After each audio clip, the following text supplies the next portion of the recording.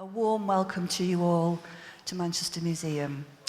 My name is Karen Shannon. I'm the CEO of Manchester Histories. We're a cultural organisation based here in Manchester, dedicated to uncovering and sharing the many-layered histories that shape our communities and our world today.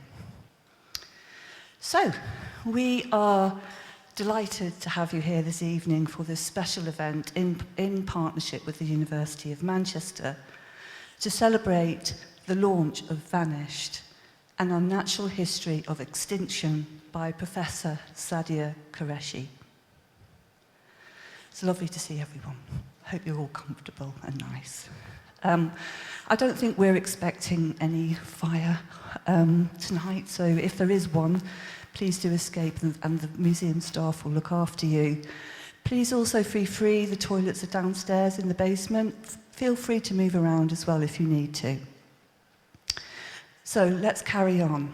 So Sadiah is a professor of modern British history here at the University of Manchester. She's also a leading historian of science, race and empire. And her brilliant new book explores how extinction, far from being a neutral scientific idea, emerged through histories of empire, genocide and environmental change. Tonight, Sadiah will be in conversation with Professor David Olusoga, also a professor of history here at the University of Manchester.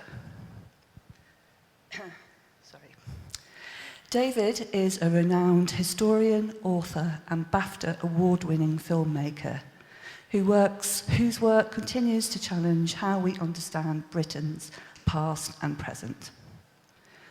And tonight they'll explore the powerful themes at the heart of Vanished, and that is how extinction became a political idea and what it tells us about life on Earth in an age shaped so profoundly by human impact.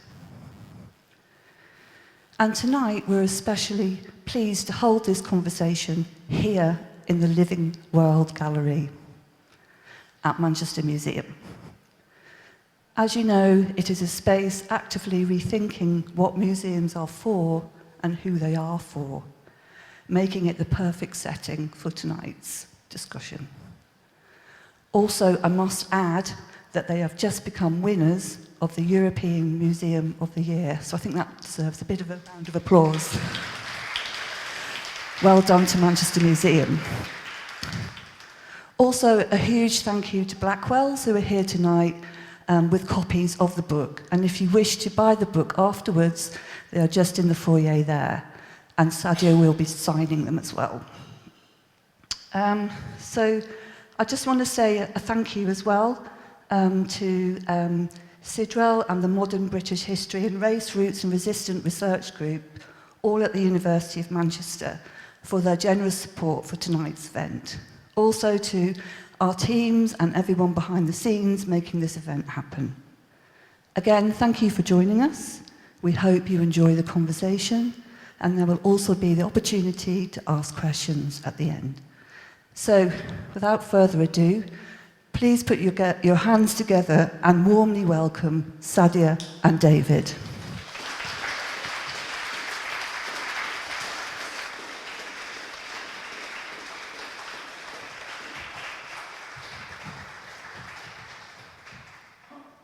Hi there. I'll let people take their seats, and we'll adjust these mics.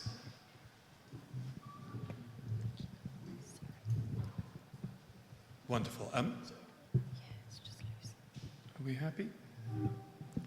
First of all, obviously, welcome. Welcome to this rather beautiful setup here at Manchester Museums and to this special event. My name is David Olusoga. I'm a historian and a broadcaster, and it's a real privilege this evening to have the opportunity to interview Sadiah Qureshi about this astonishing new book, Vanished, an Unnatural History of Extinction, a book that was published yesterday.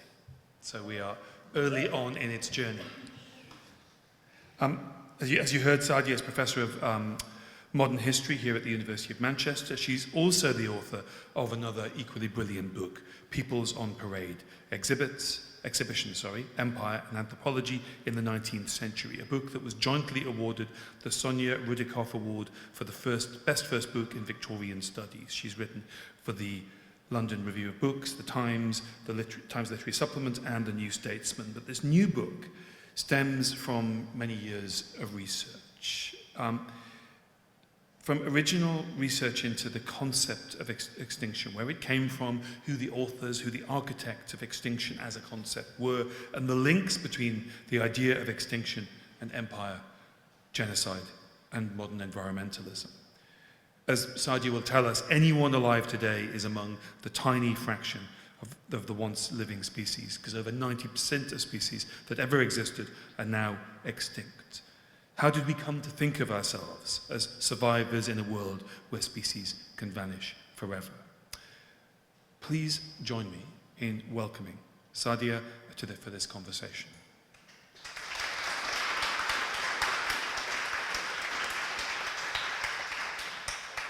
So the idea is that we're going to have a conversation together, and then we're going to open up to some questions from you, the audience. And I wanted to start really with that word extinction. It's a word that we think we understand. It's a word that we think we've got the measure of. And yet, as you explain in the book, extinction as a concept is surprisingly modern, even though extinction as a reality is ancient. Yeah, so I think people don't appreciate how recently we've come to think of extinction the way we do in terms of species loss. So in the early modern world, for instance, if you think of the most famous icon of extinction or victim, the dodo, for instance, the dodo goes extinct in a world where most people think of extinction as quite theologically suspicious, as something that would not happen to God's creation, because that would create a flaw in God's creation. And so it's a known possibility, but it's thought of as something that humans do, or cause, for instance, rather than something that happens in nature all the time. And it's only really during the French Revolution, there's a French anatomist called Georges Cuvier, who some of you may know, and may even have been to the Paris Natural History Museum, starts comparing fossil bones of this elephantine creature that we know as the mastodon to Asian and African elephants. And everyone at the time thinks that African and Asian elephants are both the same species, and there's also the assumption that they will be continuous with this thing in the fossil record. And he's the first one to say, actually, Asian and African elephants are different species, but also this thing called mastodon is distinct. So this is a creature that had existed, but no longer exists. And that study of osteology, he's able to put forward that argument. Absolutely. And not only does he argue that it's distinct, but that it's probably lost.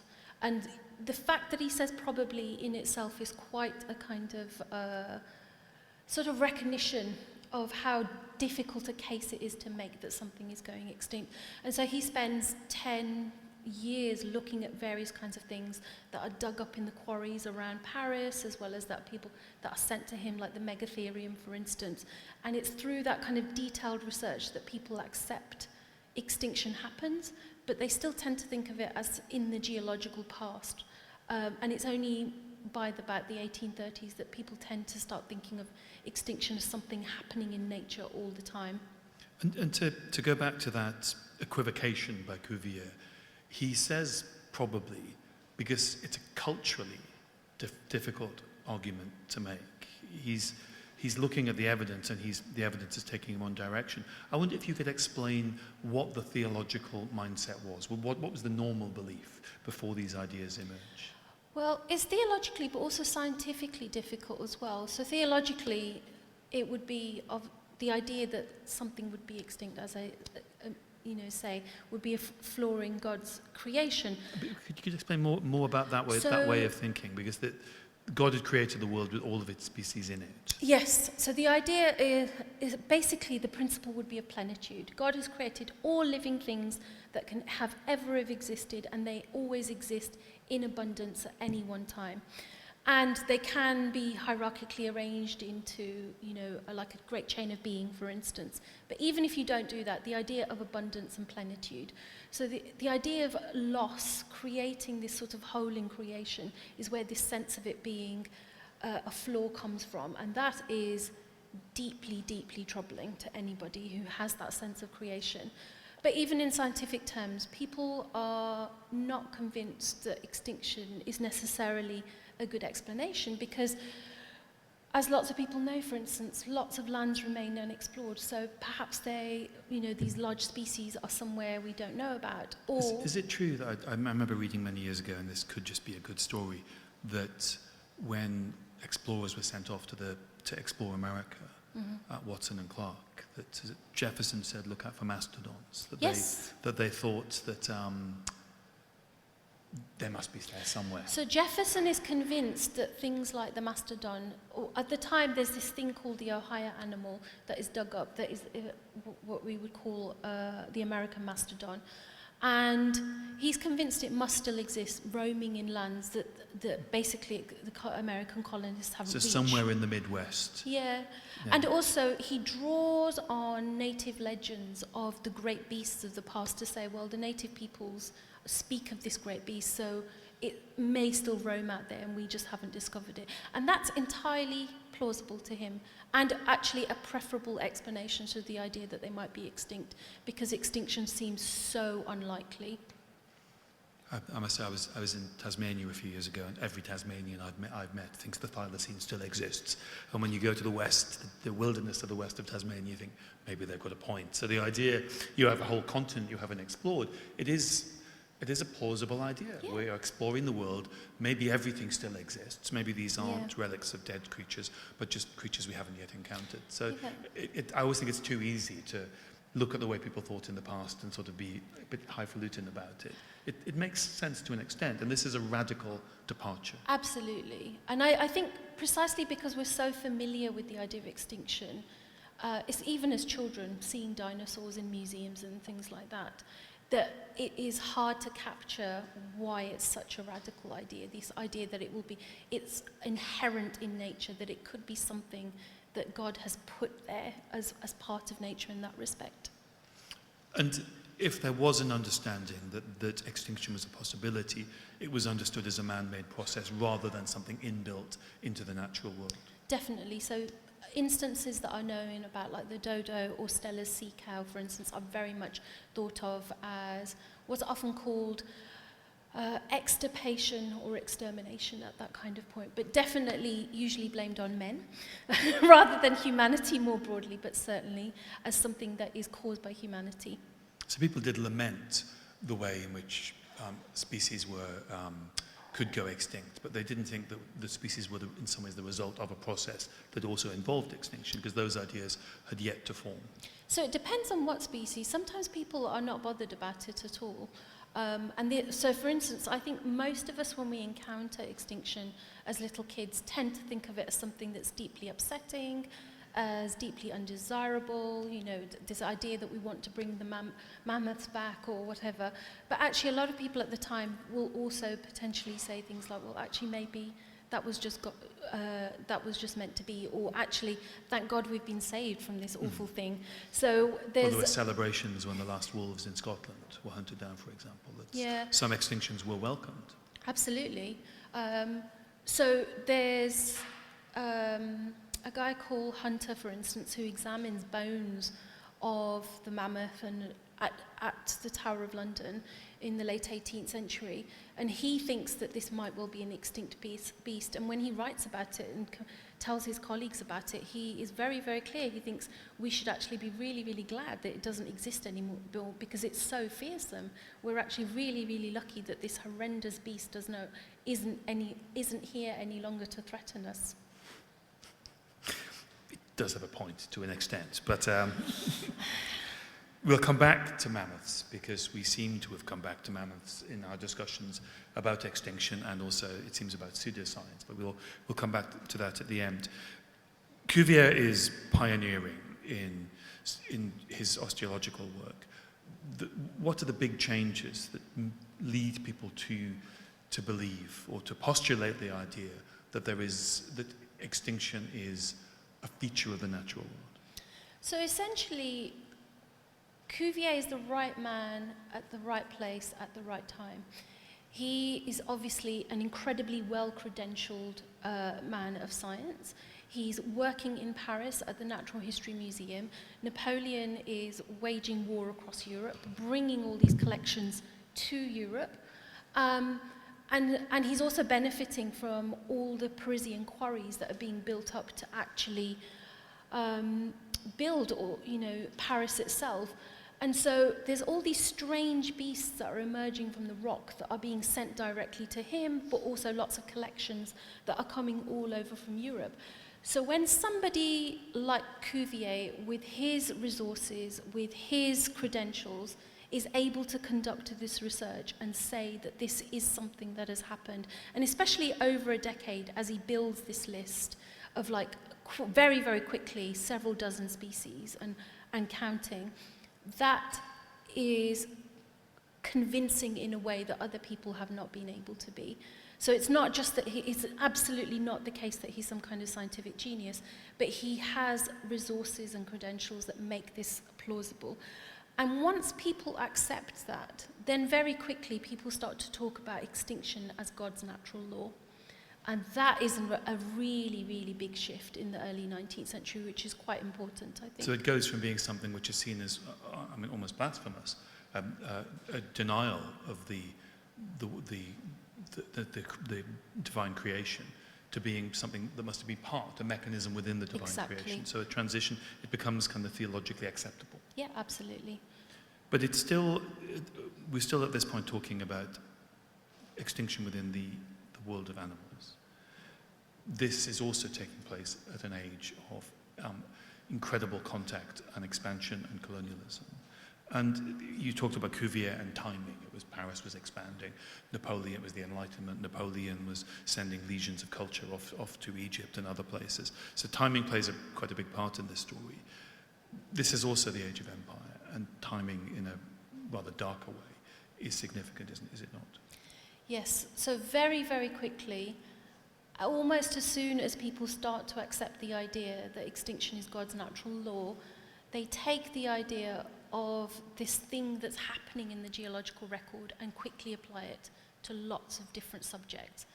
And I would say one of the most significant is to people, very, very particularly in terms of living colonized peoples. So by the 1830s, you're already getting European naturalists and so on who warn that various races across the world are in danger of going extinct. And that becomes a refrain throughout the 19th century, but it happens as early as the 1830s. And remember, this is before the discovery of ancient human beings, which is actually in the mid-19th century. So at this point, people still think of human beings as a single species and as one that has existed for a relatively short period. Neanderthals and so on are only found in the 1850s onwards.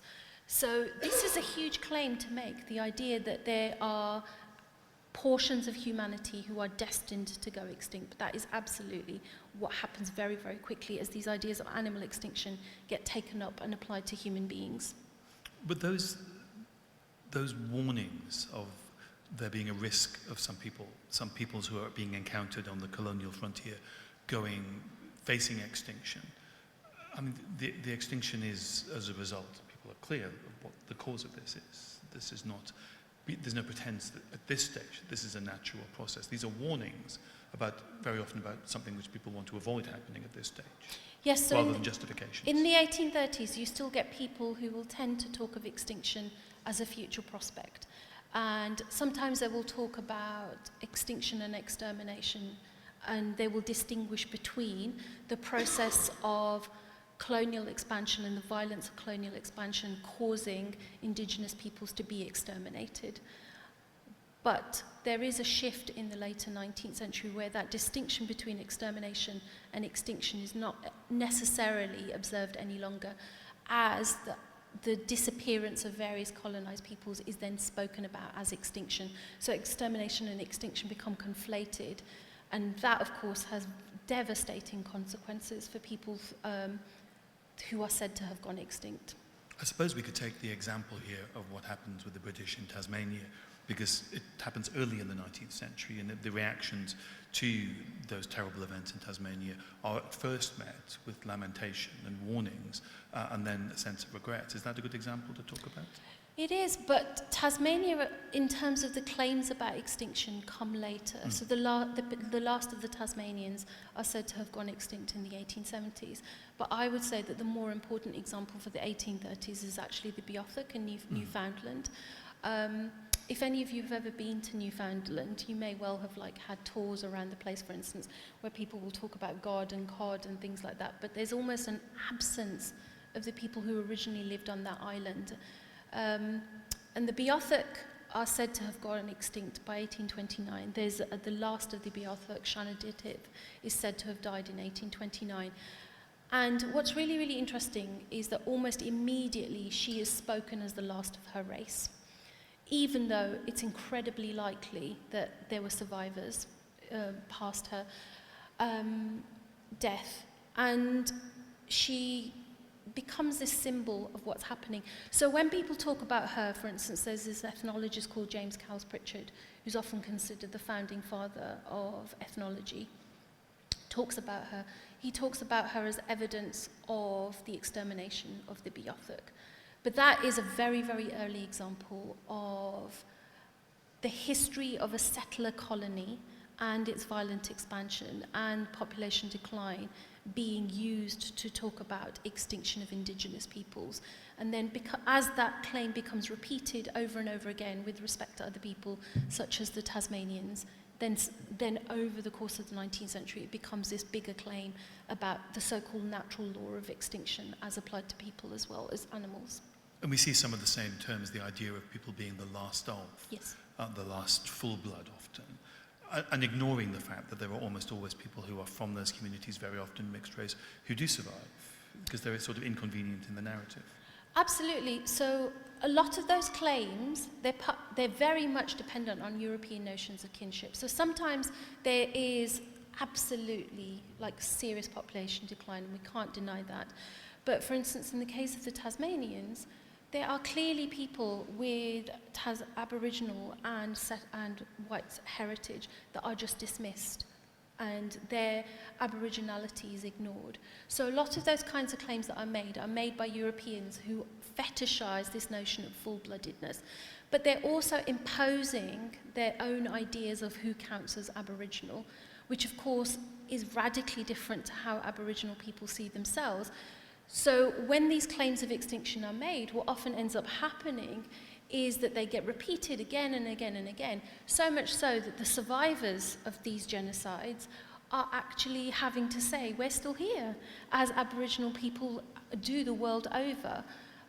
So the Tasmanians is a really, really good example. It's used in histories of genocide all the time to discuss genocide.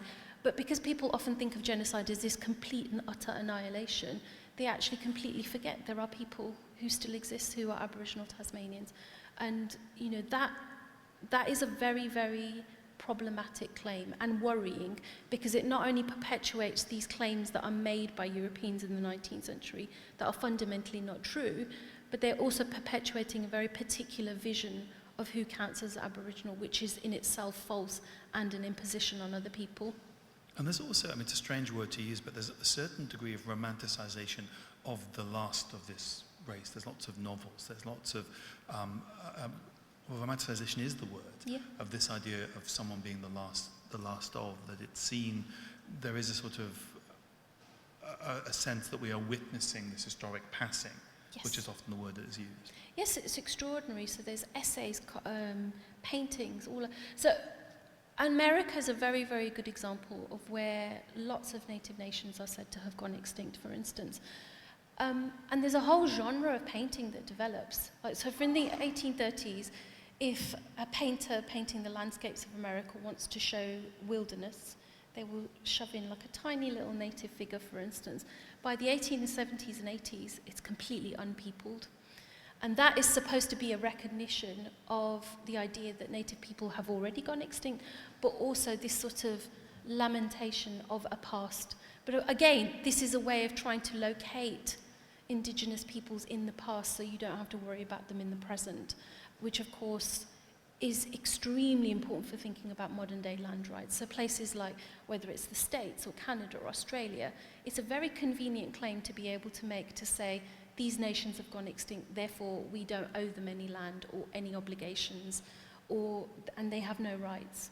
But that is a deeply, deeply, not just troubling, but actually profoundly false claim to make. And there's also an element here where people can be romanticized and they can be painted and their cultures can be appreciated when their land has been taken and they are no longer a threat, when there is nothing at risk. Yeah, and there's definitely a sense of that. And I think, but also for many, many people, again, America's a good example, where this is considered manifest destiny, where this is a form of progress. So I've given lots of talks where I talk about how people imagine the removal of native peoples in the 1830s, for instance. There's what's called the Indian Removal Act, when Andrew Jackson basically creates so-called Indian territory, where people are moved onto that to basically slake the lust for land for American colonists. And I've had people ask me, but don't you think they meant it? Do you not think that people like Andrew Jackson really thought these people were going extinct? And well, yes, he's absolutely sincere. He does think this is happening. But of the options available to him, the one option he will fundamentally never ever consider is retrenching. If you think colonial violence is causing this, then the one option is also actually move back. Don't try and forcibly remove land, and that is absolutely not going to happen. So instead, it's all sorts of other policies that are put into place, such as removal, which I think shows that while these claims might be sincere and fundamentally rooted in what sounds like concern, ultimately the one thing that people could have done to stop it is not a choice that is ever made. But as you sort of very carefully lay out in the book, the idea that what you are witnessing is an extinction, an almost inevitable and natural event, justifies those policies. Yeah, so in some cases, it will be, well, this is too late. In other cases, it might be, this is God's natural law, so it's a form of progress. But it does become so common for the claim to be made that this is not extermination but extinction, and therefore God's natural law, that some people will actually celebrate it. So for instance, in 1859, there's an anthropologist who writes very, very sarcastically about this. In particular, he focuses on Americans and saying how this is an absolutely outrageous claim, these pious manslayers who think they're carrying out God's will by exterminating people. So there is pushback. But again, there are absolutely people who are convinced that they are simply enacting God's law through these forms of extermination and genocide. And it's at that point in the 1850s, in the middle of the century, when the discovery of earlier hominid remains, that adds to this idea that this is an inevitable process. Can you explain what the discovery of Neanderthal remains adds to this way of thinking?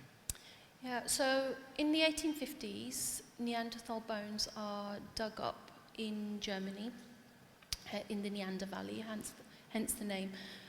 And this is, again, a very, very curious thing, because at this point, people believe, again, very kind of biblically oriented chronologies, that humans have existed not for very long at all, a few thousand years at most, that they're a single species, and the idea that there might be an extinct form of human is absolutely shocking, fundamentally shocking. And very, very, there's an extreme caution around these kind of fossil remains. So things that might be ancient or fossilized bones are found in the 1820s and 30s. The Red Lady of Paviland is a good example, but they're always said to be very old rather than truly, truly ancient, like tens of thousands of years old or more. But the Neanderthal is one of the first times that it can be dated in a way that's convincing enough for geologists to say, we accept that this is the case. And once that happens, people start thinking, well, if this is a different species that has gone extinct, then perhaps this is something that happens when humans come into contact with others. I mean, there's lots of debates about whether Neanderthals are actually even a species or not, but broadly, there is this sense of, if ancient humans have existed and gone extinct, that suggests there is this process that happens when human beings have come into contact with each other through migration, conquest, etc., that is then labelled extinction rather than conquest. And the timing here, we're talking about the 1850s, 1860s, the American frontier is still open, the expansion of Europeans in Australia is taking place. All over the world, in southern Africa, we are seeing people expanding, taking over land of indigenous people. And the fossil record seems to show a human species who had gone extinct, a process that seems to be happening in the present moment. And the fossil record and the age of empire kind of collide here in people's mind and thinking in a way that's quite disturbing. Absolutely, and there's a lot of collapsing of timelines going on. So, for instance, once the idea that ancient humans have existed becomes well established, very quickly people will start saying things like, so if you imagine you're an archaeologist, you're trying to make sense of this fragmented skull in the 1850s and you haven't got lots and lots of fossil bones, what do? You know, if you're used to working in a discipline where your sources are effectively documents, but you then have very, very fragmented records. So essentially what ethnologists do is invent this thing where they basically decide, well, what we can do is look around. Although we can't find these ancient human beings, or not many of them, we can look around to see humans in earlier stages of development. And as you can imagine, that's highly racialized. So there's like, okay, let's look around at the savages of the world. So very, very quickly, indigenous peoples across the world are said to be evidence of primeval, primitive savagery. And so you get this collapsing of time where indigenous peoples are supposedly in this arrested state of development and have persisted as these archaic human types, whereas Europeans have evolved or have developed. And so as a colonialist, as an imperialist, when you travel in space from Europe to the colonial frontier, you are also in a way traveling in time in Absolutely. this way of thinking. You're traveling back to earlier stages of human development and finding people in different stages, the people of the Indian subcontinent in one stage, the people of Australia supposedly in another. So colonial travel becomes time travel in this Absolutely, and it's very, very highly racialized. And to be honest, those kinds of analogies are still made by people looking into human development, ancient human development. So the language might have changed, but you do often get people talking about hunter-gatherers, for instance, now, to try and figure out what early human beings are like. So that collapsing of time hasn't disappeared.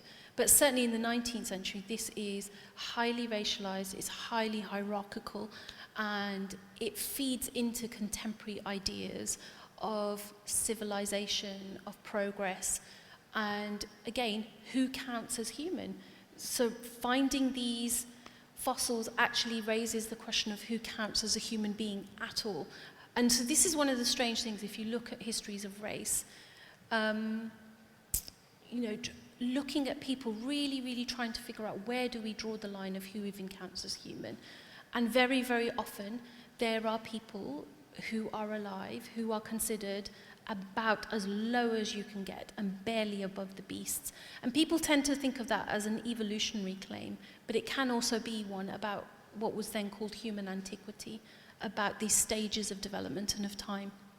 And it's at this moment when what is happening in the fossil records and what is happening globally, politically, militarily, as they are colliding and fusing, it's at this moment that I think one of the most chilling phrases of the 19th century emerges, the phrase that some people are not just antiquity, they are living fossils. Yes. Tell us about that phrase. So this is very much the idea that living peoples are so unchanged, so archaic, that they show us the earliest stages of human development. And not only are they unchanged, that they are potentially incapable of change. So that as they come into contact with European colonists and their so-called civilization expanding across the world, they are bound to become extinct. And that claim, I would say that the best example of that really is Australia and the way that Aboriginal people are still spoken about. And you may well have come across these like deeply offensive and troubling stereotypes of Aboriginal people as still living in the Stone Age, for instance. That is where that claim comes from. And that idea that some people are living fossils, that they are irredeemable, to use one of the phrases used at the time, that they are an early stage of human development, that they have failed to keep up, as it were. Therefore, when they encounter a stronger race, the process that takes place is not the theft of land or the imperial expansion. It is somehow a natural process that is inevitable, and therefore we shouldn't really lament it. Some do, whereas other people will very, very clearly lament it. But they might not necessarily lament it because they're concerned about the people. They might well lament it because of its loss of anthropological knowledge, for instance. So there are many, many different sort of emotional responses to that. If we take the example of Tasmania, to go back to, I have an unfinished book about Tasmania, which is the parts of Sadiah's book that I love the most, because it's this is David's pitch for someone to commission this book. But it has been commissioned, it's been paid for, I just haven't finished it. Oh dear. The ball is very much in my court. The writing in the 1820s, 1830s, when these events actually happened, the Black War, is that this is, as Darwin said, a stain on as the colonial secretary says, a stain on the reputation of the British Empire. By the time you get to the 1850s, 1860s, when the supposed last of the Tasmanians are dying, they are by that point living fossils. And this event that at the time was seen as something where, well, they blame the convicts, they blame working class people, but something that Britain shouldn't be proud of. When you read it, how it's reassessed 30, 40 years later, that idea that, well, this was inevitable, we shouldn't have been so upset about it back in the 1830s, because this was always going to happen, because their extermination was somehow their fault. Yeah, and there is a real shift between the 1830s and 1860s. So in the 1830s, for instance, you do have an enormous range of political activists, such as the Aborigines Protection Society, for instance, who are outraged by these claims. They think it's actually blasphemous and a stain on any Christian's kind of belief to think that God would do this. And that is an absolutely common response in the 1830s. But by the time this idea that extinction and extermination are the same thing, they get conflated by the 1860s. There are still opponents, but it's far less common. And it's far more common for people to say, well, this is actually nothing to be worried about, or even something to be proud about, because it's the expansion of civilization. So this shift in the 19th century, I think, is absolutely exceptional, or rather exceptionally important to understand. And I think it's something that people often haven't appreciated, because they haven't really thought about notions of extinction changing, and because they think of extinction as a singular sort of process. But understanding how these ideas change really, really helps bring together so many different threads about the history of empire. We should probably quickly soon move on from the 19th century, but I just wanted to, I mentioned him in passing there because he was a witness to the immediate aftermath of what happened in Tasmania, but Darwin's ideas obviously are critical at this moment. Could you explain how Darwin's thinking and then social Darwinism influence and play into this way of thinking? So I think if you've read any kind of histories of the 19th century and have come across ideas of social Darwinism, you may well have come across the notion that in the later 19th century, ideas that humans are evolving mean that there is this hierarchical form of evolutionary development. But I think actually, if we think about ideas of extinction, all these kinds of claims about extermination, about conquest, about naturalized processes and so on, those all exist long before Darwin. Darwin is actually entering into a conversation that has been going on for decades. What's important about him, as it is with ideas about evolution, is that he's proposing a new mechanism. Yeah. which is natural selection. So people believe in that evolution happens before the origin of species is published, but it's actually his mechanism that is the important thing. And of course, by the 1870s, he's actually writing about human evolution too. So, for instance, originally when Origin comes out, there's like this is 1859. 1859. There's a throwaway line that this might shed light on the origin of human beings, but that's it. That's enough for people to absolutely. I was going to swear for a moment. Well, there's lots of phrases I can think of. But, Yeah, yeah. To be absolutely outraged that the idea that we as humans might just be evolved beasts. This is... And part of the animal kingdom rather Yeah, than...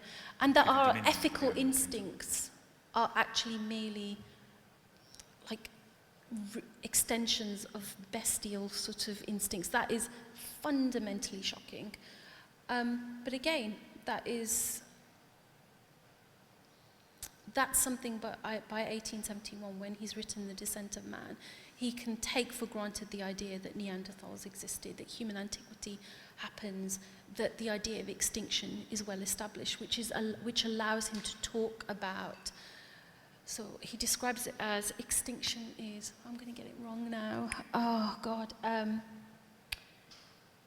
is like the consequence of tribe with tribe, race with race, tribe with tribe, something like that. I know the quote you mean, I wish I could remember it, yeah. I know, it's really, really famous. But basically he starts to talk about extinction, human extinction, as natural selection at the level of races or nations or ethnicities.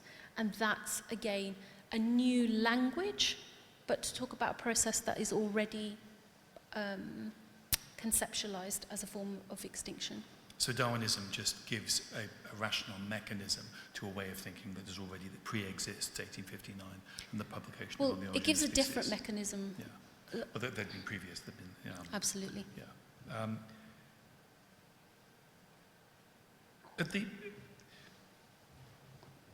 Alongside the seizing of territory, the vanishing of races, it was often called, Europeans in their empires were also witnessing the collapse of animal species, as well as exterminating or driving or putting onto reserves the indigenous Native Americans. There was also the destruction of the animals upon which those cultures and those lifestyles had been built. There is a beginning of an understanding that the vanishing of species in the late 19th and 20th centuries was something that needed to be understood and needed to be grappled with. Yeah, so whereas human beings are thought of as endangered, threatened from the 1830s onwards, species are thought of endangered as very, very late, so late 19th century, with things like whales being on the brink of extinction. I'm just going to point in this gallery. Well, this is the perfect space for this discussion. So, yeah, so whales are a really good example of something that is, even by the late 19th century, considered as on the brink of extinction and of threatened. So the other obvious one would be bison, something, that just is profoundly abundant across the continent that very suddenly is reduced to a few dozen. And we should explain that the economy of the whaling industry, how central it was to multiple industries, to products that people used, that it was a sort of a vast kind of flotilla. It was a huge global fleet that stalked the oceans, and the idea that they would always be there, that was sort of axiomatic. Yeah, it's difficult to believe that they won't be, but even when there's a slow recognition that they might not be there, that's not necessarily considered reason to try and save them. And the passenger pigeons is a good example. There are flocks that are considered likely to have been as many as 2 billion birds. I mean, if you just look out in the sky right now, we're living in such a time of crisis that I barely see more than a couple of dozen of birds in the sky. And if you imagine 2 billion in a single flock. So those accounts of early European travellers to southern and East Africa, when they describe the migration of tens of millions of animals, and it's hard to believe that what we are seeing is a kind of fraction of a fraction that are left. Absolutely. So, and there are several responses to that. Sometimes it's lamented. Sometimes people will try these really, really odd weirdos who decide that bison are special and want to save them, but that's really unusual. But the other thing they might do is try and shoot them to make sure that they can have a specimen in the museum. So a lot of museums, for instance, who have tiger specimens or passenger pigeons or things like that, or thylacine skins, they are there because collectors decided, I want one for my museum. So the response isn't, let's try and save this animal, it's let's go out and get one for our collection. Before they're all gone. Exactly. Yeah. And this idea that endangerment is something to be lamented or stopped in its tracks and recovery aided, that's a very, very modern idea. And to go back to the human experience, I mean, there was also the idea of dying races and vanishing peoples also created this idea of salvage, of trying to get the culture, trying to record the traditions and the folklores of people who you have decided are doomed. Not that they could be saved by changing your actions, but that there's an inevitable process going in here. So there is a kind of school of anthropology that rushes to record people motivated by the fact that they are destined, in their view, to go extinct. Absolutely. You know, the anthropologists will talk about, you know, the death of an old man in a village, in some rural village, you know, in the Pacific Islands, for instance, as the equivalent of losing an entire library because of this knowledge. And again, their response to that is generally a type of salvage, that this is the only way that they can connect to a world that these people have experienced before colonization, or before, sometimes they will talk about it as corruption, you know, of civilization. That these people, that they had a pure culture before they came into contact with Europeans, and we need to try to salvage this uncontaminated culture, but not save the people, Exactly. but save their culture. I mean, you write about a figure who I have long despised, Daisy Bates, who wrote a book called The Passing of the Aborigines. I mean, you could tell us about her and her practices as an ethnographer, or anthropologist, I should say. Daisy Bates is this extraordinary woman who's born in the mid-19th century, and she goes to Australia in the late 19th century because she reads stories that Aboriginal Australians are on the verge of extinction. And what she decides she wants to do is minister to them as they die. She thinks of this as in very, very fatalistic terms, that this is an inevitability. And so she decides that what they need is to be looked after as they die. And then she spends decades in the desert, in the outback, learning Aboriginal languages and living amongst peoples and doing what she considers as ministering to them. But again, this is an example of a woman who imposes her own ideas of who counts as Aboriginal. So she absolutely despises anyone with settler heritage, really, really despises them. And her sort of expectation that people will go extinct is so fatalistic that she thinks nothing can be or should be done.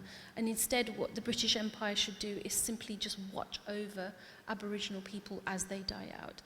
And she's very, very, very well known in Australia because she does try to do this, and this is what the book promotes. But this is at a time when Aboriginal populations are actually recovering from the first bouts of settler colonial conflict.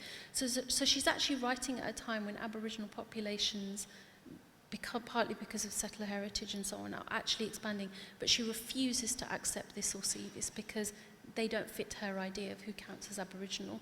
And she projects a sort of 19th century idea of doomed races well into the 20th century. She's convinced that what she is seeing as a sort of 19th century vanishing of races, as you say, even as that frontier is over, the violence, terrible violence, has been reduced. It certainly isn't over, but the violence has been reduced, and there is population increase. But she's so addicted to this idea, this romantic idea that she read in a magazine, that you could go and encounter these people who would not be there in the future. She's incapable of escaping from it. Yeah, utterly convinced that she knows best, absolutely. has all sorts of rules about how Aboriginal people should approach her and things like that. She's an absolutely extraordinary person to read. She's one of those people that whenever I'm reading, I'm just sitting there kind of finding it difficult to believe that she existed. Partly because she's so unusual, but also because it's horrific stuff. I know her a little from my reading. What I didn't know into reading your book, because I've always found the title of her book appalling. I didn't know that there was an alternative title that she was talked out of. The title she gave it is The Passing of the Aborigines. That's what John Murray, the publisher, said, but it was originally supposed to be My Natives and I, which I think says a lot about her sense of entitlement and possessiveness. I thought I already disliked her. And then the moment when I almost shrieked reading your book on a train was when I read that bit. Yeah, wow.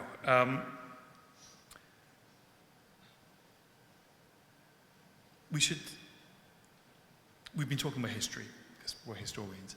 These ideas and the complexity of the idea of extinction is anything but over. We're living through modern debates in which, and we're living through what is clearly an extinction event in terms of lots of species around us. My daughter saw hedgehogs, I think the second time in her life recently. They were everywhere when I was a child. This debate about extinction that you can see, and we can sort of look at our 19th century forebears and see how they were confused and just bewildered by it. We're also struggling with it, aren't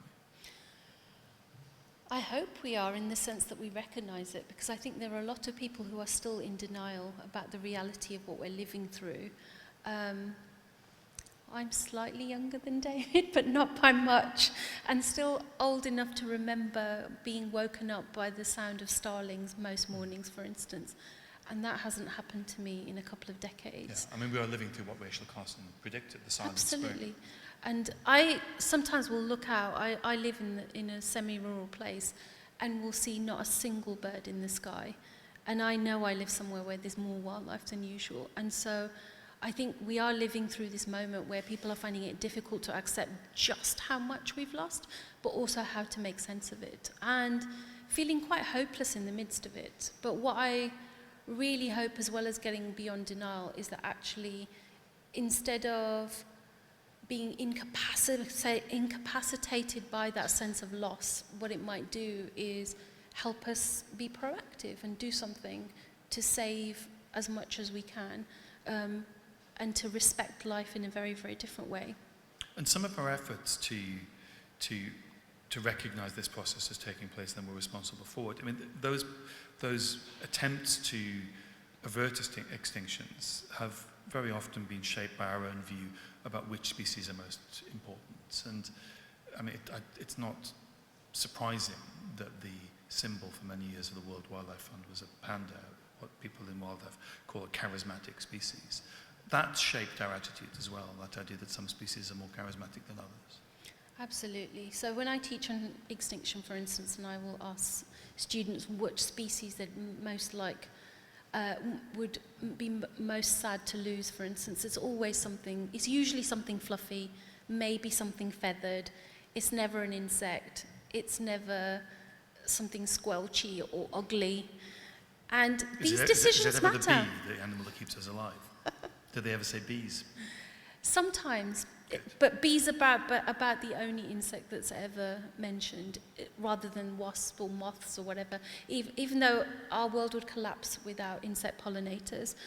And that's amusing in one sense, but what it reveals about us and how we place value on other lives and what we think is important to conserve really, really matters. Like, if we don't care, like, I'm actually quite scared of insects. I find them, like, I honestly think if they were as big as that whale, everybody would be terrified of them, because they, like, once you see them magnified, they look absolutely horrendous. I mean, they can be beautiful. Creatures. They are bizarre things. But I also recognize that irrespective of that, we need them. Not just we need them, life needs them. And so, but how many people really, really think about that on an everyday basis? Or when they think about donating money, just think, I want to make sure that that little grub that's eating my I don't know, apple tree or whatever else survives and so on. Or this pest inside my house, this spider, do I recognize that as actually really, really important to my existence as well as life itself? And the conservation world and its ideology, it emerged with those ideas very much fully formed. I mean, the idea of the red lists of certain animals, of the animals that we prioritize, that's very much baked into the way that we've done conservation for many, many years. Absolutely. So after the Second World War, when kind of the notion of international protection of animals is established, again, feathered or furry, those are the things that are saved. It's birds or mammals. And to this day, it's very, very difficult to find comprehensive lists of endangered insects in any nation, for instance, because the resources haven't been put there. And of course, once you have a tool such as the Red List or any kind of list that's established about what's endangered, that is often the way resources are allocated. And once that happens, being listed really, really matters. But that itself has a form of historical bias built into it. As I say, feathered and furry is your best bet if you want to be saved. Yeah. When I was discussing this with my wife who makes wildlife films for the BBC, she wanted to point out the complicity of wildlife filmmaking in exactly this. She has spent many years trying to persuade certain broadcasters, usually in America, to deal with animals that they call not iconic species. They're not, well, even birds in America, it's a hard sell. But if you're not fluffy, you're in real trouble if you want to be on a wildlife program. Our current ways of thinking about how we avert extinction, how we conserve. Ideas like 30 by 30, you write that they are at risk of exacerbating historical injustices. Can you explain what that idea is and the risks inherent within it? So 30 by 30 is the hope that by 2030, 30% of the Earth's surface will be some form of wildlife refuge or protection. That sounds incredibly laudable, and if we could make that happen, it would be an astonishing achievement. But we have to think about which 30%. As you can imagine, it's not going to be Manchester Museum under a load of water, for instance, even with climate change. What will probably happen is the expansion of existing protected areas and some additional ones. But those protected areas have often been created through Indigenous dispossession. National parks in America, for instance, or Africa are good examples.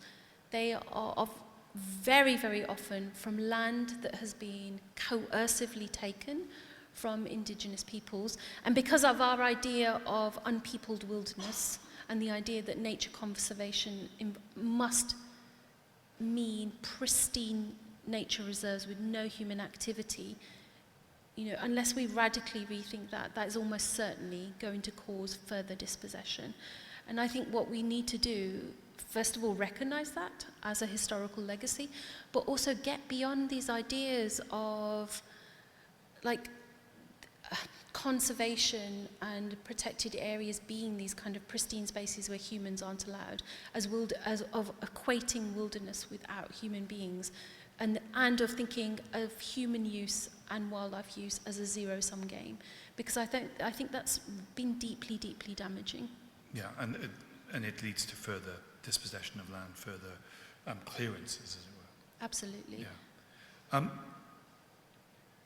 We've got time for questions in a moment, but we can't talk about extinction in 2025 without talking about how it has led us to think about ways of achieving what is called de-extinction. I want to get to the most egregious stories later, but could you tell me about this phenomenon which I didn't know about till reading your book, called the frozen zoo?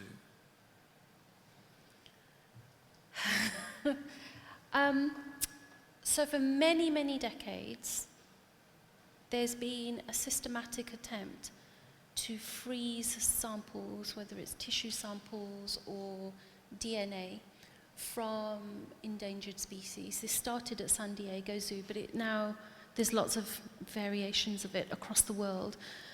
And it began as a form of preservation without necessarily knowing what it was for, in the hope that new technologies would make those samples useful. But in the present day, it's become associated with protecting endangered species, or even bringing back extinct species by cloning them or by genetically engineering them. So San Diego has this huge archive of frozen lives that it calls the Frozen Zoo. And as I said, there's a frozen ark as well, for instance. And in some ways, it's an incredibly important initiative in terms of having biological data and things like that. But I think it does raise a lot of questions about how we value life and what we think life even is. So for instance, just think, if you have a species where its genome is archived in a fridge somewhere, it might not exist in any other form other than, say, blood or DNA. Would you consider that dead? Would you consider that gone, extinct? And there are lots of responses to that. You may think, actually, that's not in existence. Or you may think, well, actually, yeah, there's something continuing there that can be reactivated so that it's not necessarily extinct, which I think is actually really quite remarkable. And it's not just a philosophical question, because if we can think of those kinds of existences as meaning a species is not extinct, then that raises the question of how we will feel about extinction and what we might do to prevent it. And these are debates that scientists are having about who counts as extinct. And the Frozen Zoo is a very, very good example of how that is being thought about. And could you expand on what you mean by that animals they're not just genetic information, that extinction, bringing an animal back from extinction, de-extinction, doesn't bring anything else back. It doesn't bring the community or the culture or the kinship that those species had. That it's a very minimal recovery, as it will, or de-extinction. So what I find troubling about it is this idea that you can reduce any life form to its genome. I mean, if you think of yourself, for example, you can imagine somebody trying to clone you, but they wouldn't have the same personality or the same knowledge or upbringing or anything like that. They might look like you, but the idea that they would be an exact copy or a replica, I think is obviously false.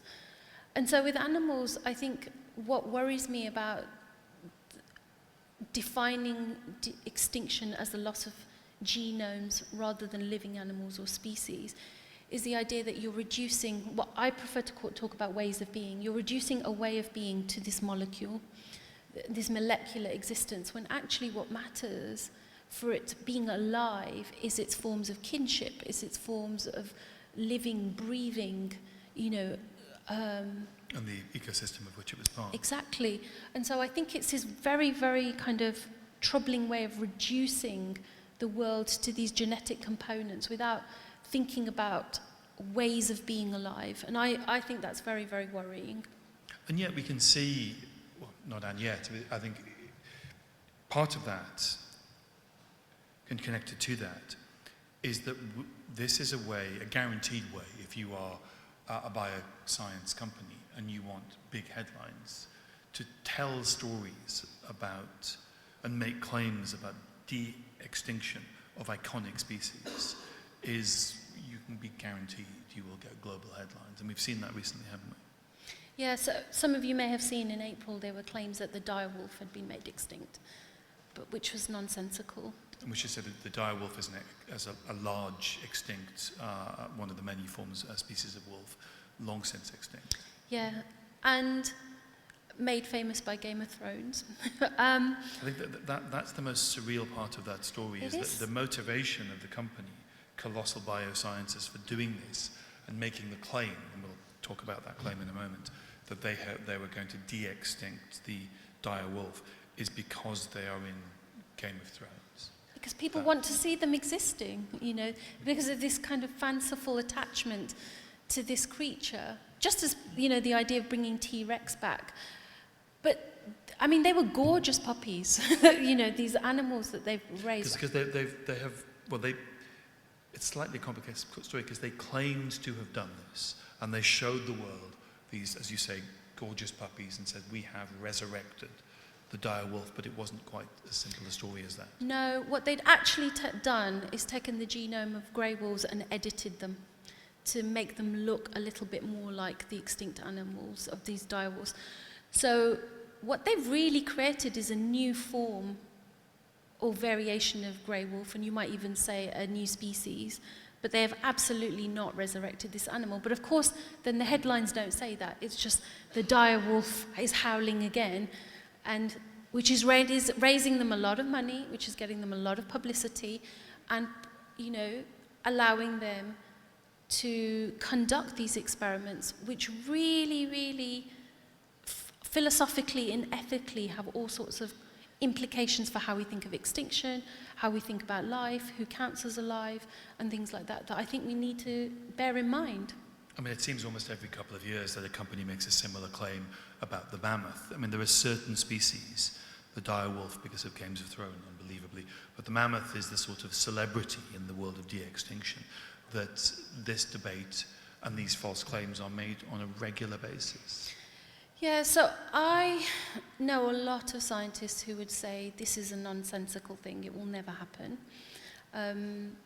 Because what's happening at the moment is people are taking ancient DNA from mammoths and effectively editing the genomes of living elephants.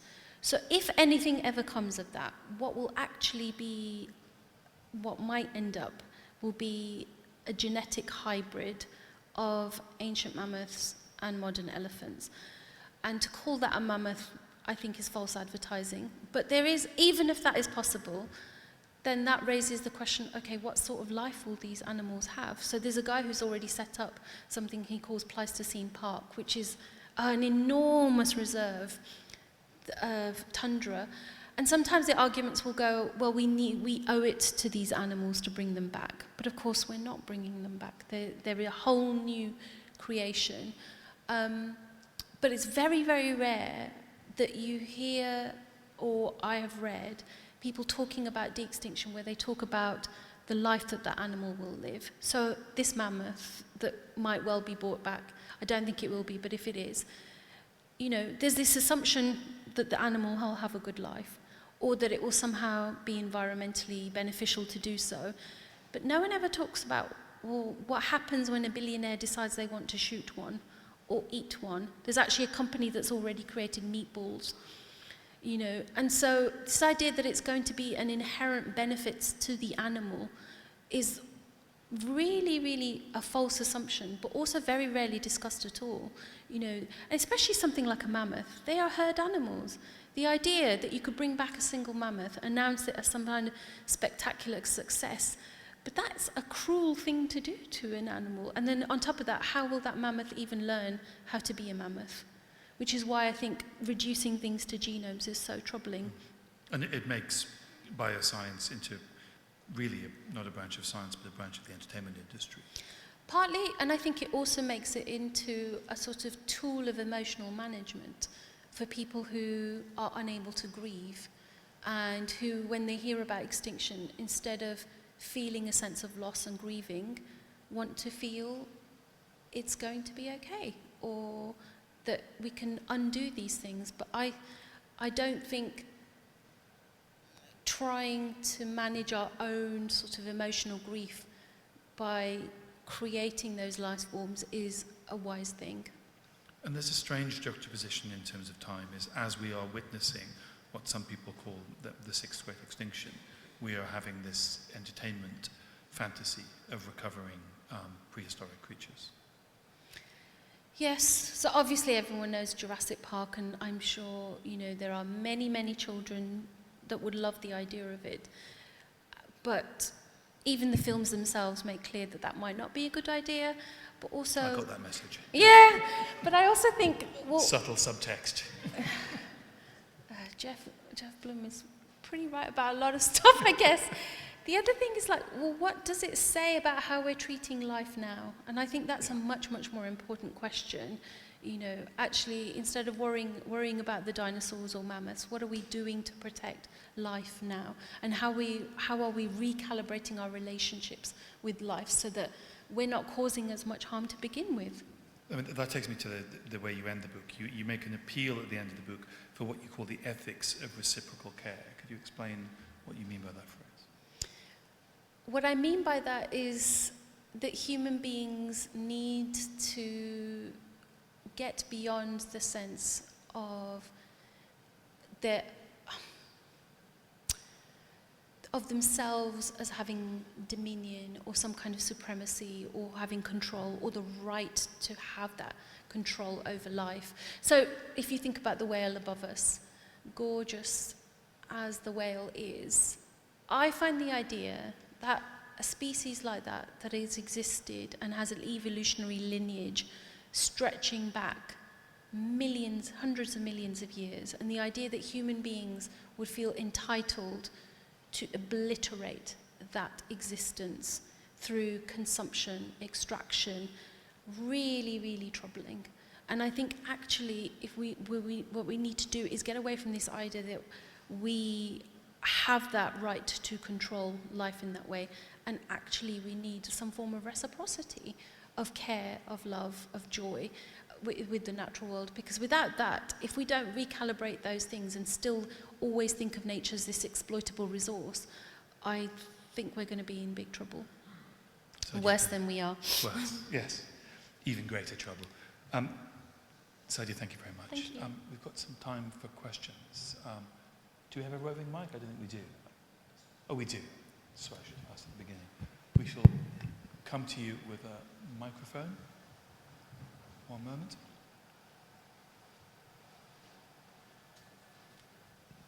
Okay. Some questions, please. Lady in the middle rows. Hello. Hi. Hi. I'm actually a historian of the US, so I have a question that's US related. I find it fascinating how you brought these two phenomena that are usually thought of as separate: extinction for animals and extermination. But there's one example where this obvious connection has been made. It's with the buffalo and Native Americans, indigenous people, where we killed the buffalo to kill the Indian. So what do you make of that story? Do you bring in anything different on that particular narrative, or is it just as simple as it is, that's what happened? It's a story I tell, and I don't necessarily bring a different narrative or insight into it. But what I think it does is reveal something about the way that people imagine threats to nature and wildlife and their connections to native nations and how they think of independent ecosystems. But also the very fact that the buffalo survive, American bison survive, that is done by people because they are willing to put in a certain kind of work and because they're obsessed with this animal. And I think what that shows is both a historical shift in terms of people valuing the bison, but also it shows the politics of extinction as it works, which I think are all interconnected. So not necessarily a new story, but I do think it's a very, very important example of several threads within the history of extinction. Thank you. An interesting question. There was a gentleman just there. And then we'll get to you at the back, sir. Thanks, Sadiah. Thanks, David. You were talking before a bit about the romanticization of extinction stories of people's going extinct, and I was thinking if you could talk a bit about self-extinction stories. So we see lots of films and TV about our own extinction and how that's used to, just how you think that's used and kind of what the effectiveness of that is as a story. I have to admit, I fundamentally don't understand the attraction of watching a film where you're the last survivor of something, because I know I would be like, I'd rather just be gone. So I'm not sure I understand what emotional work those things are doing for people who enjoy them. But what I think they are doing, in the same way that a lot of discussions about mass extinction are doing, is instilling a sense of panic. And I think when we think about ecosystem collapse and so on, there's a good reason to be panicked because things are extremely worrying. But what matters is how we use that panic. Sometimes that panic can make people so afraid that they're unable to act, which I think is deeply damaging. But I think that panic can also be politically manipulated to mean that we're not critical about forms of conservation or forms of policy that are actually very, very damaging. And what we need to do is step back and understand that while there is a reason for panic, actually panic isn't necessarily helpful. And what we need to do is step back and think much, much more carefully about establishing better relations with the world and having better policies, so that what we're doing is not that sort of sense of, OMG, we must do something, is actually thoughtfully engaging with the world and doing something that's of benefit, not just for us, but life more broadly. I don't know if that answers your question, but yeah. Thank you very much. There was a gentleman at the back. Yeah, hi, thank you both very much. So earlier in your talk, you mentioned how essentially like the technology around, I think, carbon dating and Neanderthal bones made like a really big impact on the field.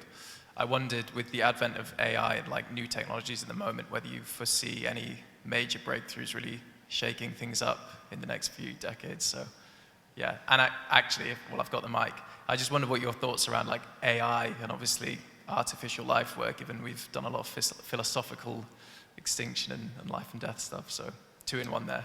Thanks. I think you'd probably have to ask people who are involved in AI about what they might consider something that is made possible through AI. But to me, what's more immediately relevant is the environmental costs of it.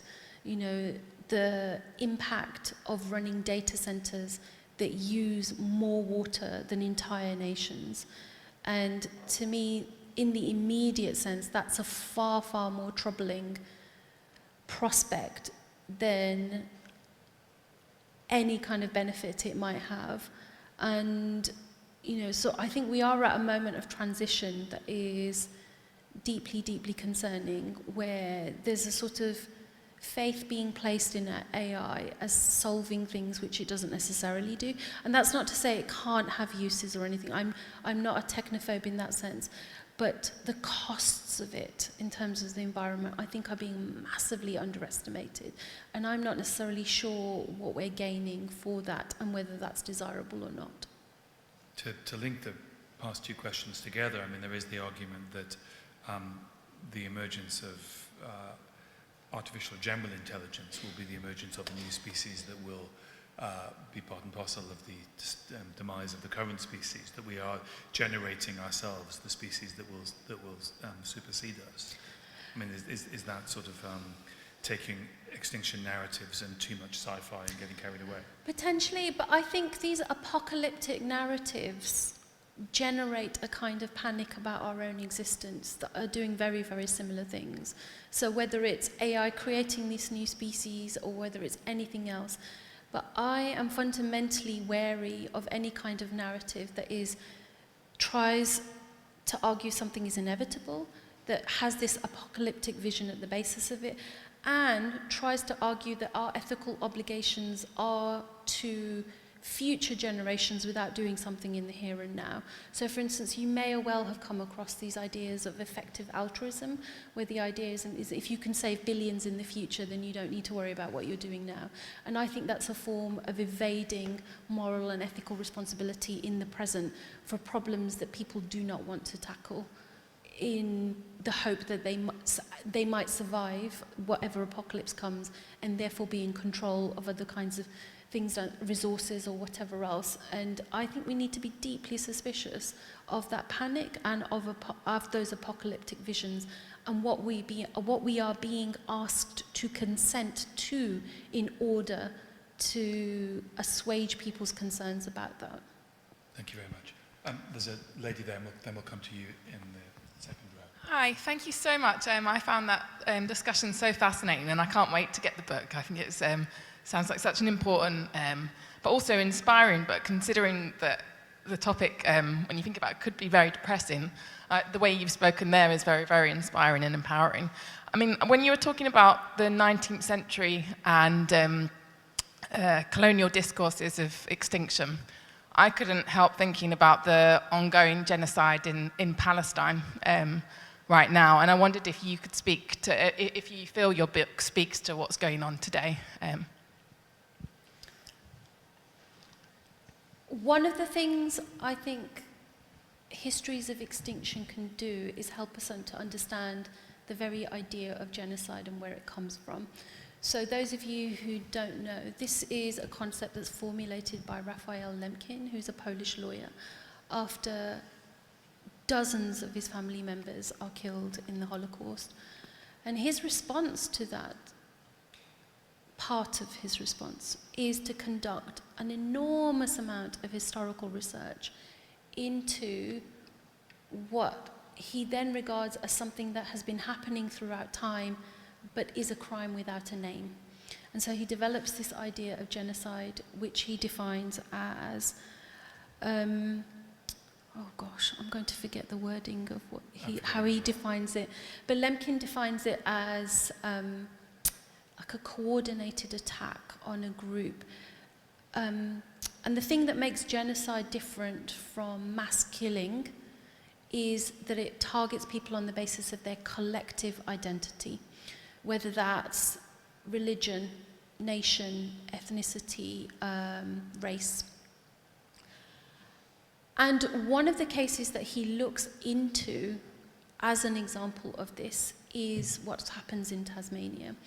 So these histories of settler colonial violence are actually used to formulate this concept of genocide. And what I think is really, really important about Lemkin is that he not only thinks of genocide as this thing, this process, this crime that targets people on the basis of physical killing, but also of cultural destruction, what he calls barbarism and vandalism. And I think what we're seeing now is a reluctance to define various forms of both deliberate targeting of peoples or inadvertent targeting, but the essential destruction of the foundations of life as a group, for them to exist as a group, as a collective identity, of calling that genocide. But I think that is fundamentally inherent in how genocide is defined. So I think that reluctance to call it genocide is a very, very particular misunderstanding of genocide as purely physical killing, even though I think that is definitely being fulfilled.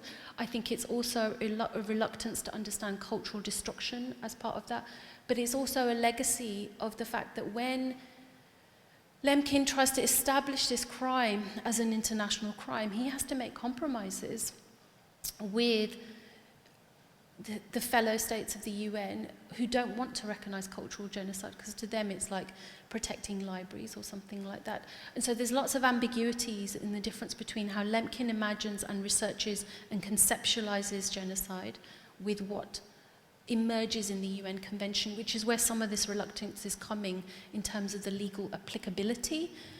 But I think there's lots to be said about the relevance of genocide studies, of settler colonialism, about questions of those kinds of violence to what is happening not just in Gaza and in what is affecting Palestinians, that, you know, in the immediate, the violence of that, but also the world over in all sorts of different contexts.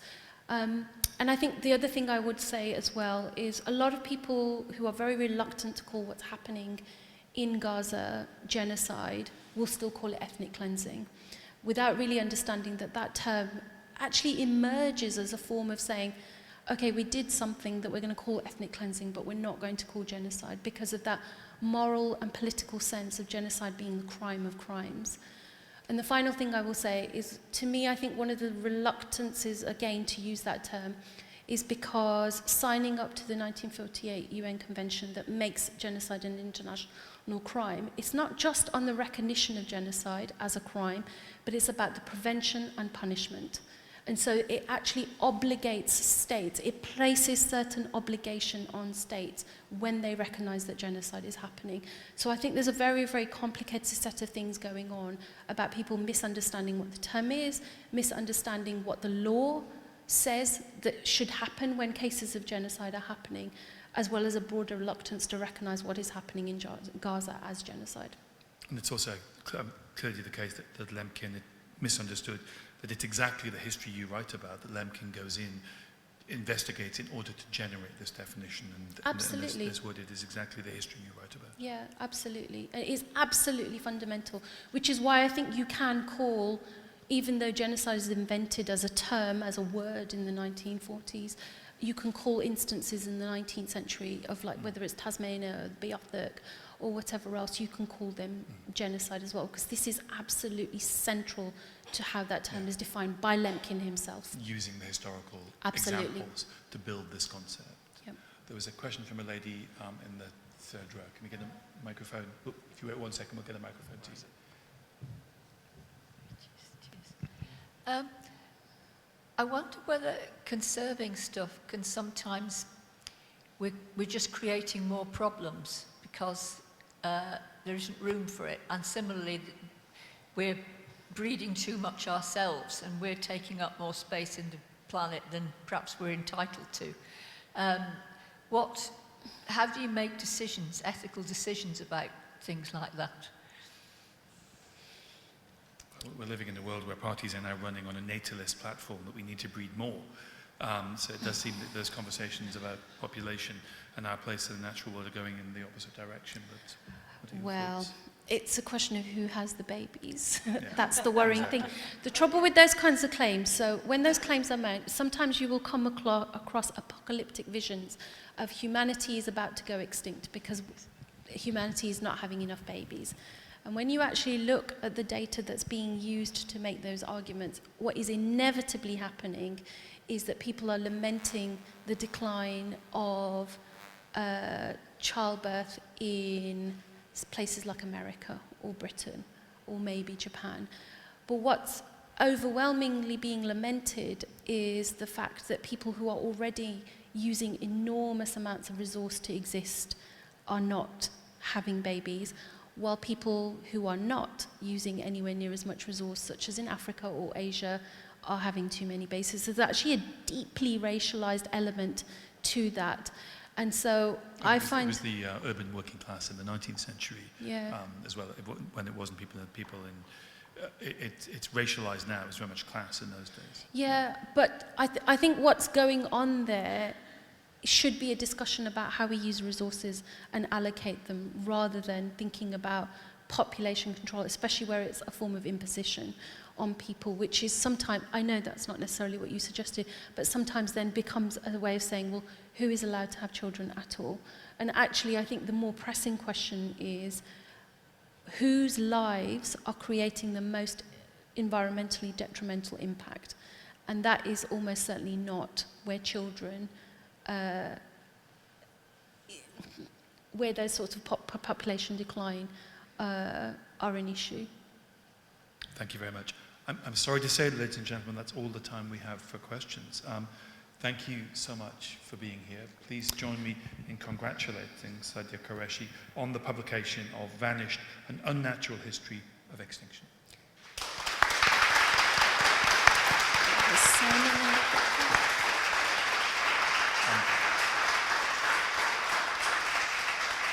And as people have already expressed a desire to get hold of the book as soon as possible, you can do that right now. Sadiah will be signing books just outside here. There's some books for David to sign too, but I also really? want to just mention, if you would like it, there is a seeded bookmark which you can get on your way out for the book. If you want one, just ask for one. And please, once you've used it, or even right away, plant it. It has wildlife seeds in it, and wildflower seeds in it will grow. And I really love the idea of little mini gardens growing from everybody who's come here to celebrate with me today. So thank you so much. Thank you very much. Well done. Well done. Here you go.